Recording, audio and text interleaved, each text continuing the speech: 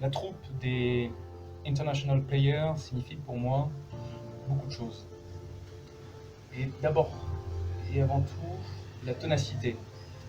Ce que j'ai trouvé d'extraordinaire dans cette troupe, c'est qu'en dépit de la pandémie, en dépit de tous les obstacles qui se sont mis sur le chemin de notre première représentation, chacun des membres de ce groupe a tenu bon, le projet a évolué, on a su s'adapter. Je dirais qu'avant tout, International Player, c'est l'adaptation.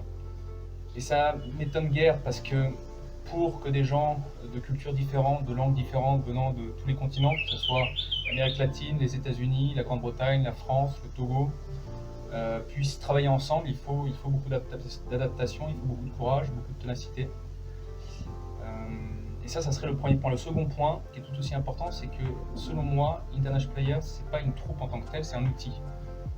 Puisque les membres de cette troupe ont pour vocation de la quitter, parce qu'on est tous là pour un moment précis, on est expatriés pour la plupart, donc on restera 1 an, 2 ans, 3 ans, mais ensuite on partira.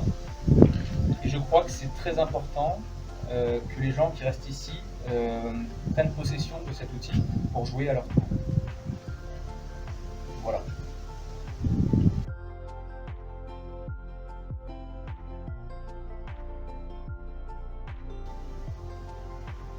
Cette question me fait penser à un poème d'un espagnol qui s'appelle Machado, qui s'appelle Chansons et paraboles, qui dit au début « Jamais je n'ai cherché la gloire, ni voulu dans la mémoire des hommes laisser mes chansons, mais j'aime les mondes subtils, aériens et délicats, comme des bulles de savon. » Pour moi, l'objectif de cette troupe, c'est exactement ça, c'est-à-dire qu'elle n'a pas vocation à devenir une troupe célèbre, une troupe qui fait des dizaines et des dizaines de représentations.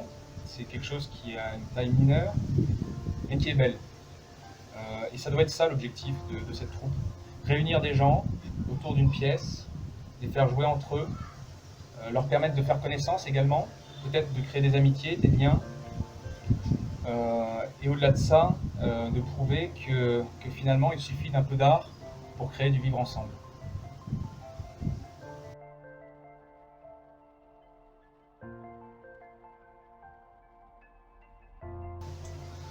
Pour comprendre ce que doit être la prochaine étape de la troupe, il faut comprendre le contexte actuel.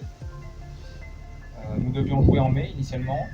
À cause d'une pandémie, nous avons dû repousser le moment de notre représentation.